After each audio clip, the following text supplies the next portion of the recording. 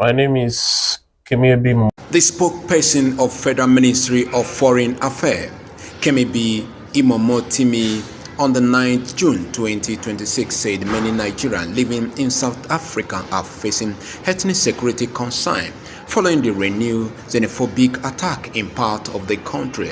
According to the spokesman, a significant number of Nigerians have registered for voluntary repatriation to Nigeria as fear continues to grow among affected community. He noted that both the Nigerian and South African governments are actively engaged to address the situation and ensure the safety and welfare of Nigerian citizens residing in South Africa. Following the recommendation, South African authorities have strongly condemned the attack and pledged to take decisive action against those responsible for the violence. However, despite these assurances, many foreign nationals, including Nigeria, continue to live under fear and uncertainty as tension persists in some areas. The Nigerian government has reiterated its commitment to protect its citizens abroad and it closely monitoring development while maintaining diplomatic engagement with the South African authority to find a lasting solution to the crisis. Victor Valentine thought. I wish to put it on record that no Nigerian has been killed as a result of the ongoing protest, but we've witnessed deaths, I think, in April. But those deaths were not connected to the protest, but we have Nigerians that were arrested by police. They were brutalized by South African security forces. One died, I think, in detention, and the other was released but died in a medical facility. But we also have experienced for some time now the cases of extrajudicial killing of Nigerian nationals in South Africa. Our missions have been protesting about that. And again, this ongoing current wave of xenophobic attacks, we feel government need to do something to safeguard the interests of our nationals in the country. So Nigerians signed up voluntarily to leave the country, and our missions in Pretoria and Johannesburg are coordinating those efforts. Screening of those that want to return to the country started on Thursday, but has been extended. It's supposed to end on Saturday, but it was extended to Wednesday, that is tomorrow, 10th of June. So far, so good. Over 500 Nigerian nationals have been screened, and cleared to leave the country. So we've also engaged the services of Air Peace that so deploy to South Africa to bring back our nationals. So for the first batch, we're expecting 268 Nigerians that will be on board the first flight that will be operated by Air Peace. They're expected to leave tomorrow night, that is Wednesday night, and arrive Murtala Mohammed International Airport in Lagos the early hours of Thursday. So that is where we are now. What about their investment? Because so many of them have stayed so long in South Africa, that invested in properties, bank accounts. What about that? With all that recovered and bad home? There are some African countries in similar situation that are insisting that there should be repatriations.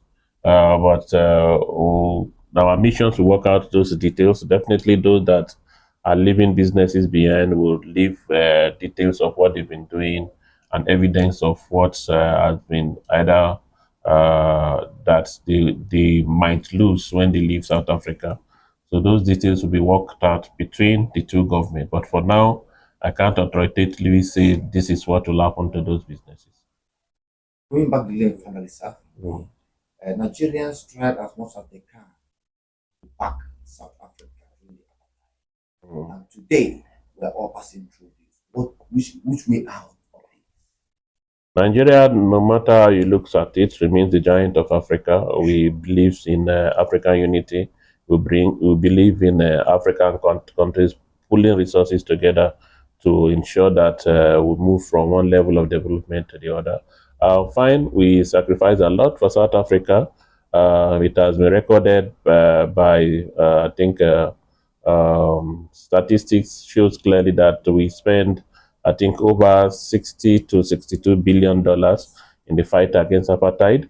We offer scholarship to a lot of South African nationals that schooled from secondary school to universities It is on record that the hostel facilities that these South Africans were accommodated, some of them even have better facilities than the hostels that were made available for the Nigerian students. We had what fondly now referred to as the Mandela tax, whereby 2% of the salaries of civil servants were deducted, and then those monies were warehoused and sent to South Africa. We gave them our passports to enable them move freely around the world in the fight against apartheid. So I think Nelson Mandela, when he walked out from prison and became president, Nigeria was one of the first countries that he visited. That is to tell you how close our relationship is, how our engagements have been. We are not a neighboring country to South Africa, but in the fight against apartheid and the liberation struggle in Southern Africa, Nigeria was conceived as a frontline state. So that is to tell you how we are committed. So we have not changed. Africa still remains the centerpiece of our foreign policy, despite the fact that we are having minor hiccups in our engagement to continue to do the part of peace.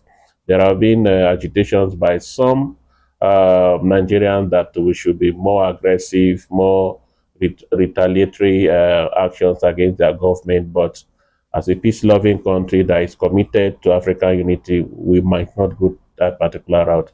So we'll see, continue to explore diplomatic options. The Minister of Foreign Affairs is talking with our South African counterpart.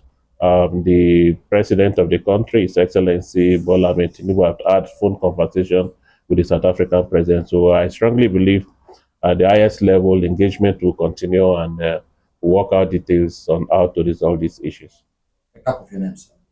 My Names. kimiebi Imomotimi Ebienfa, spokesperson, Ministry of Foreign Affairs.